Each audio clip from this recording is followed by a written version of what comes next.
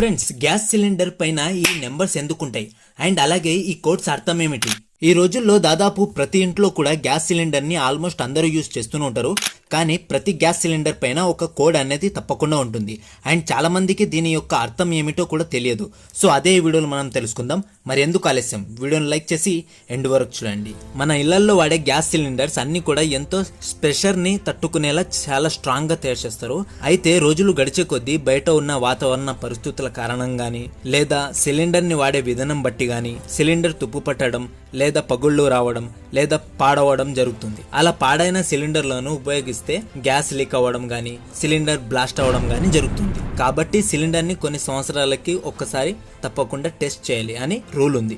సాధారణంగా ఒక సిలిండర్ కి లైఫ్ ఎంత ఉంటుందంటే 15 సంవత్సరాల దాకా ఉంటుంది.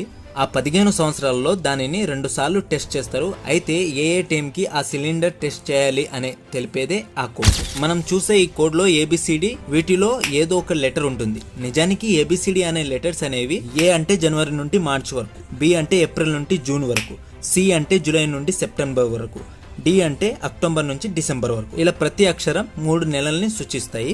అండ్ పక్కనే 2 అంకెల నెంబర్స్ అనేవి ఉంటాయి కదా, అది సంవత్సరాన్ని ఇండికేట్ చేస్తుంది. ఇప్పుడు ఉదాహరణకు ఒక గ్యాస్ సిలిండర్ మీద A24 అని ఉంది అనుకుందాం.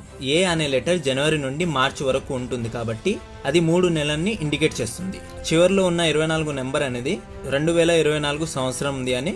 కాబట్టి ఆ సిలిండర్ ని 2024లో జనవరి నుండి మార్చి లోపు టెస్టింగ్ కోసం పంపాలి. ఫర్ ఎగ్జాంపుల్, ఒకవేళ C26 అని ఉంటే 2026 సంవత్సరంలో జూలై నుండి సెప్టెంబర్ నెలల్లో ఆ సిలిండర్ ని టెస్టింగ్ కి పంపాలి. అలా టెస్టింగ్ కి పంపినప్పుడు అక్కడ వాటర్ ద్వారా హైడ్రో టెస్ట్ చేసి ఎక్కడైనా లీక్ ఉందేమో చెక్ చేస్తారు. అలాగే ప్యానోమాటిక్ టెస్ట్ చేసి సిలిండర్ లో ఉండే నార్మల్ స్పెషర్ కన్నా 5 రెట్లు ఎక్కువ స్పెషర్ ని అప్లై చేసి టెస్ట్ చేస్తారు. ఈ టెస్ట్లలో కనుక సిలిండర్ కి లీక్ ఉన్నట్లు గానీ డ్యామేజ్ అయినట్టు గానీ తెలిస్తే దానిని స్క్రాప్ కి పంపిస్తారు. అలా కాకుండా సిలిండర్ కి ఏమీ అవ్వకుండా అంతా బాగానే ఉంటే దానికి పెయింట్ వేసి నెక్స్ట్ టైం మళ్ళీ దానిని ఎప్పుడు టెస్ట్ చేయాలి అనేది ఈ కోడ్ రూపంలో ప్రింట్ చేస్తారు. కాబట్టి మనం గ్యాస్ సిలిండర్ తీసుకునే సమయంలో ఒకసారి ఈ కోడ్ ని చెక్ చేసుకొని తీసుకోవడం మంచిది.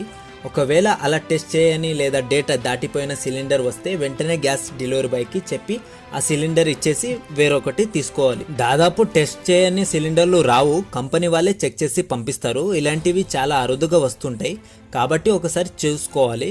ఐ హోప్ మీకు అర్థమైంది అనుకుంటున్నాను. కాబట్టి ఈ వీడియోని మీ ఫ్రెండ్స్ కి, రిలేటివ్స్ కి ఎంతైతే అంత షేర్ చేయండి. అండ్ ఈ వీడియో నచ్చితే జస్ట్ లైక్ చేయండి చాలు. ఇలాంటి వీడియోల కోసం మన ఛానల్ ని సబ్స్క్రైబ్ చేసుకోండి. మన నెక్స్ట్ వీడియోలో కొత్త టాపిక్ తో మళ్ళీ కలుస్తాను. అప్పటిదాకా take care and good bye. Thanks for watching. Bye.